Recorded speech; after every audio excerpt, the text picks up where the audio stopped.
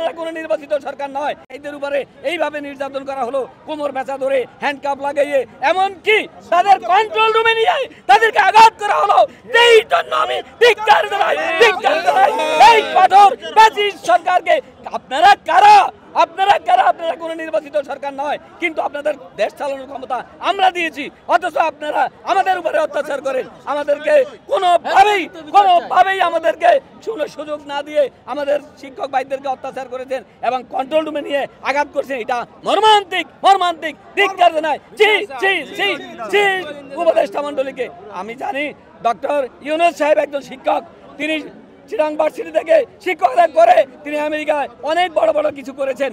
এই ছাড়া যারা আছেন, সুলতান মাহমুদ সাহেব, উনিও একজন শিক্ষক ছিলেন, উনিও শিক্ষা উপদেষ্টা ছিলেন।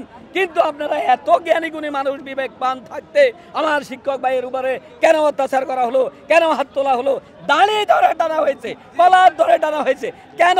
আমরা তার প্রতিবাদ জানাই, তীব্র নিন্দা জানাই।